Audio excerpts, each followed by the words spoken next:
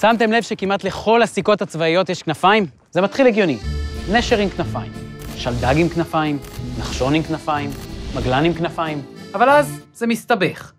נמר עם כנפיים, כלב עם כנפיים, חתול עם כנפיים, גורילה עם כנפיים, משקפת עם כנפיים, ג'יפ עם אריות עם כנפיים, שמשון הגיבור שובר את עמודי המקדש הפלישתי עם כנפיים. למה כל סיכות הלוחם מצמיחות כנפיים?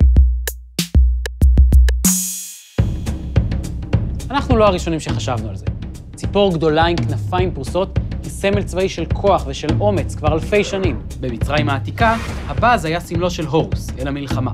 והעית מופיע על דגל צבאו של כורש, מלך פרס, שנתן ליהודים לחזור לישראל מגלות בבל. את הפופולריות האמיתית שלו צבר העית כשהוצב על נס הליגיון של הצבא הרומאי. לכן הוא מופיע היום בהמון סמלים ודגלים באירופה, הוא מחכב גם כסמלן של מעצמות שראו עצמן ממשיכות דרכה של האימפריה הרומית. גרמניה הנאצית, ולהבדיל ארצות הברית. אבל כשהתפתחה התעופה האזרחית בתחילת המאה ה-20, התייחדו הכנפיים הפרוסות לסמל של פעילות באוויר. והיום, בצבאות בכל העולם, כנפיים על החזה מסמלות יחידות כמו חיל אוויר או צנחנים, וגם טייסים של חברות תעופה מסחריות כמו אל על עונדים כנפיים.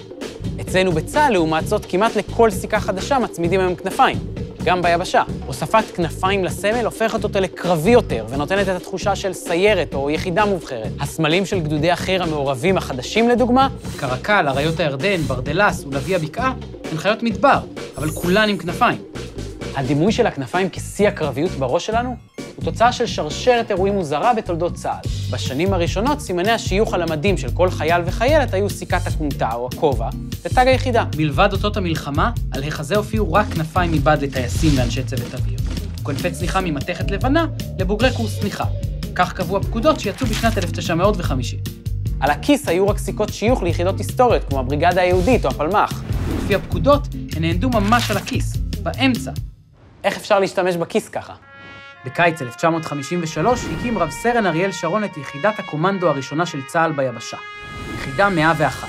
היא אמנם פעלה 5 חודשים בלבד, אבל הספיקה לצבור תהילת עולם, ולוחמיה הפכו למפורסמים בזכות פעולות התגמול הנועזות שביצעו לפני שאוחדה עם גדוד 890 של הצנחנים. ליחידה 101 או לגדוד לא הייתה אז סיכה מיוחדת. הלוחמים הסתובבו רק עם כנפס, כנפי הצניחה.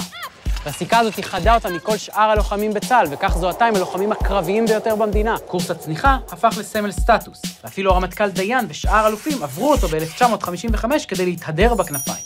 לוחמי יחידה 101 היו גם הבסיס למחלקת הסיור, שהפכה לסיירת הצנחנים. כדי להבין את סמלי הסיירות, צריך קודם כל להבין מהי בכלל סיירת. בשפת העם, כל יחידה מיוחדת היא סיירת, אבל סיירת בהגדרתה מתעסקת בעיקר באיסוף מודיעין קרבי. לכן סיירת מטכ"ל, לדוגמה, שייכת לאגף המודיעין. סמל המודיעין הישראלי הוא פלר דה ליס, 3 עלי כותרת של פרח השושן הצחור, שבטעות מכונה בעברית חבצלת.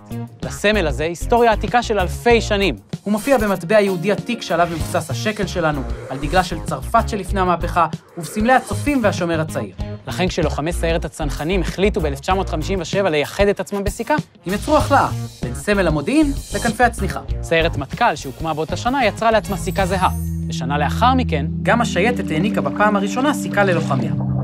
אף על פי שעיקר הפעילות שלהם היא בים, מכיוון שגם הם עברו את קורס הצניחה היוקרתי, נוספו לסיכה כנפי הטלף.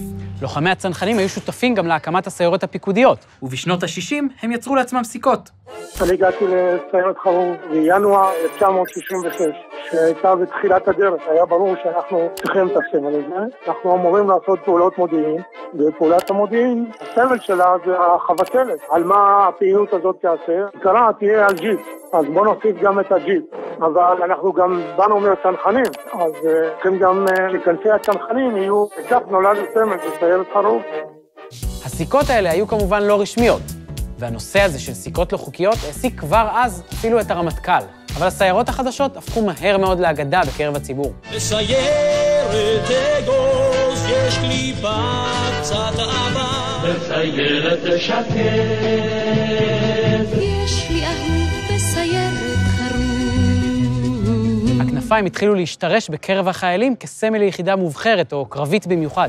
בסיכות המקצוע של חיל הים אמנם ויתרו על כנפיים, אבל רצו נוכחות רחבה על החזה, ועיצבו סמלים שדומים במבנה שלהם לכנפיים פרוסות.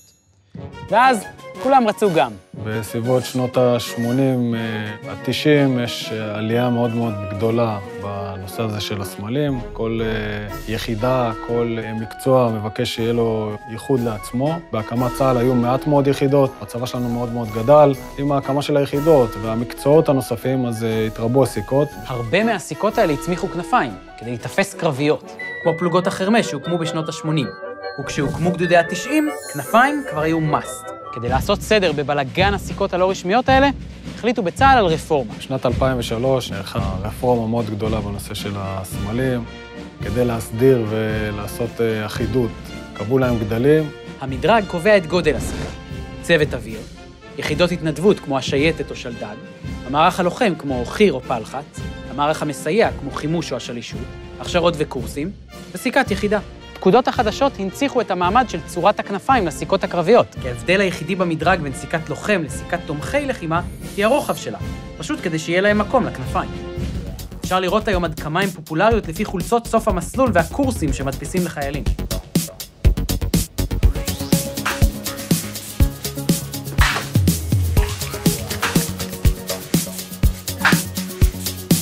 הטרנד הזה לא עצר בצה"ל, והגיע גם ללוחמי היחידות של מג"ב, המשטרה, השב"ס, ואפילו כמה חברות פרטיות. וכשהחליטו ברשות לכבאות ב-2012 לשנות את שם מכבי האש ללוחמים ולהעניק להם סיכה חדשה, הם בחרו כמובן בלהבות בצורה של כנפיים.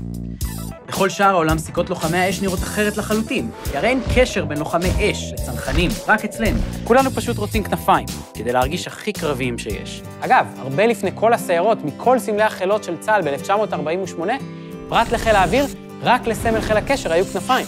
למה? באותן שנים צה"ל השתמש עדיין גם ביוני דואר כדי להעביר מסרים בתוך הצבא.